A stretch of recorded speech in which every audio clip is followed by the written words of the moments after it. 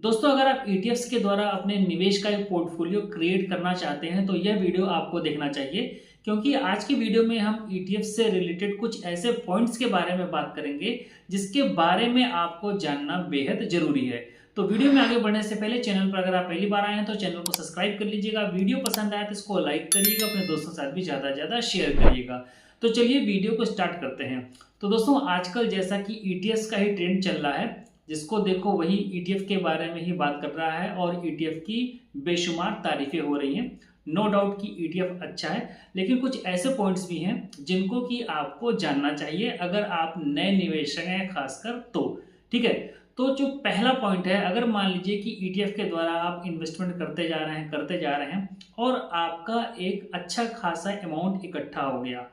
अब अगर आप इसमें से थोड़ा थोड़ा चाहते हैं कि ऑटोमेटिक पैसा निकलता रहे, तो ऐसा आप वर्तमान समय में नहीं कर सकते हैं, जबकि यह काम आप इंडेक्स फंड में कर पाएंगे एसडब्ल्यूपी की मदद से। यानी कि आप ईटीएफ्स में एसडब्ल्यूपी सिस्टमेटिक विड्रॉल प्लान नहीं कर सकते हैं। अब बात करते हैं जो दूसरा पॉइंट है।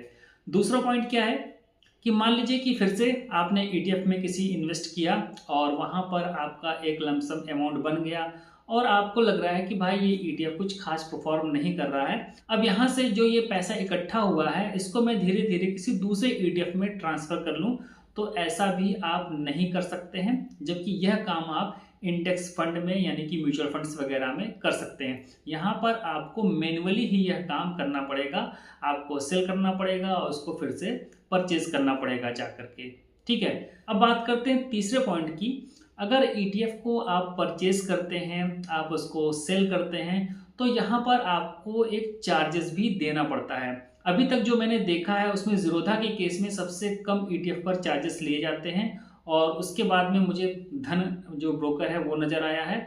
और बाकी जो मैंने ब्रोकर्स देखे हैं जैसे कि अब स्टॉक हो गया, एंजल वन हो गया, आपका ग्रो हो गया, इन सब में तुलनात्मक रूप से ईटीएफ पर बाई और सेल पर ज़्यादा चार्जेस लिए जाते हैं। तो ये भी एक कंसर्न रहता है जब आप ईटीएफ को बाई करते हैं और सेल करते हैं, और सेल साइड में तो डीपी चार्जेस भी इंक्लूड हो जाते हैं। अब बात करते हैं चौथे पॉइंट पर, और यह पॉइंट बहुत ही ज़्यादा इंपॉर्टेंट होने वाला है। और अगर आप ईटीएफ में इन्वेस्टमेंट करने का सोच रहे हैं तो इस पॉइंट को आप फील भी करेंगे। ठीक है, क्या है ये बात? तो मान लीजिए कि आपने ईटीएफ में इन्वेस्टमेंट स्टार्ट की, आप सोच रहे हैं कि हर महीने में 10-10 हज़ार रुपया या जो भी आपके पास में अमाउंट हो उससे मैं इन्वेस्ट करूंगा। अब कोई ईटीएफ जिसका कि जो प्राइस है मान लीजिए कि 100 रुपया चल रहा है, आपने उसको धीरे धीरे एक्यूमुलेट करना स्टार्ट किया। जब वो 100 से बढ़ करके अगर 150 पहुंच जाएगा ना, तो आपको उसको खरीदने की हिम्मत नहीं होगी। आप सोचोगे कि यार वो थोड़ा सा गिर जाए, या जब वो गिरने लगेगा तब आपको खरीदने की हिम्मत नहीं होगी, कहीं और ना गिर जाए, थोड़ा और वेट कर लेता हूँ यार, और थोड़ा सा नीचे प्राइस पर आ जाएगा तब मैं उसको परचेज कर लूंगा। तो ईटीएफ को जब आप इस तरीके से परचेज करने का प्रयास करते हैं तो वहां पर ह्यूमन इमोशंस हावी हो जाते हैं। ठीक है, और इस बात को आप फील भी करेंगे, या तो फिर आप बिल्कुल भी इमोशन लेस हो और आप बिंदास रूप से बाई करें कोई भी प्राइस पर हो, तब आपके लिए यह बात लागू नहीं होगी। जो पांचवा पॉइंट है वो है कि कभी कभी क्या होता है कि किसी ईटीएफ की जब हाई डिमांड होती है तो उसका जो प्राइस होता है वो बढ़ जाता है। अभी मैंने कुछ महीने पहले एक वीडियो बनाया था जहां पर मैंने आपको हैंसेंग 20 का एग्जांपल दिया था। हैंसेंग 20 के जो ईटीएफ थे उसका जो प्राइस था वो बढ़ा हुआ था, जबकि उसका जो रियल प्राइस था, जो कि आप वेबसाइट पर चेक कर सकते थे, वो काफी कम था। तो जो एनएवी और ईटीएफ के प्राइस में गैप हो जाता है, ये भी आपको एक इशू देखने को मिल सकता है जब आप ईटीएफ के द्वारा इन्वेस्टमेंट करते हैं। छठा पॉइंट, बहुत सारे निवेशक ऐसे होते हैं जो कि काफी एथिकल उनकी अप्रोच होती है और वो नहीं चाहते हैं कि उनके पोर्टफोलियो में कोई इस तरीके का स्टॉक हो जो कि सिगरेट सेल करती हो, जो कि अल्कोहल सेल करती हो, या तो फिर इस तरीके के अनएथिकल कामों में संलग्न हो। तो जब आप ईटीएफ के द्वारा इन्वेस्ट करते हैं तो आपके हाथ में ये पावर नहीं रह जाती है कि आप डिसाइड कर पाएं कि आपका जो ईटीएफ है उसके अंदर वो स्टॉक होगा या नहीं होगा।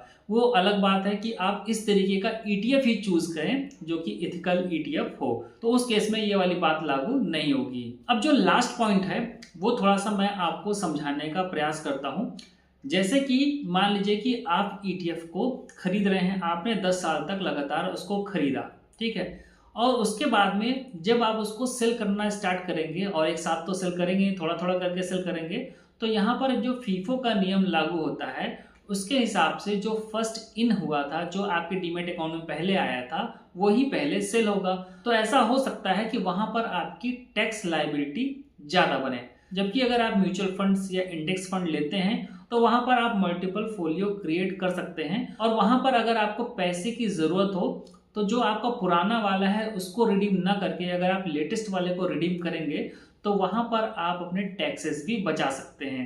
तो ये कुछ पॉइंट्स थे जिनके बारे में मुझे लगता है कि आपको एज ए न्यू इन्वेस्टर जानना जरूरी है अगर आप ईटीएफ के द्वारा अपने निवेश का पोर्टफोलियो बनाने का सोच रहे हैं। तो इन बातों को भी आप ध्यान रखिएगा ईटीएफ में इन्वेस्टमेंट करने से पहले।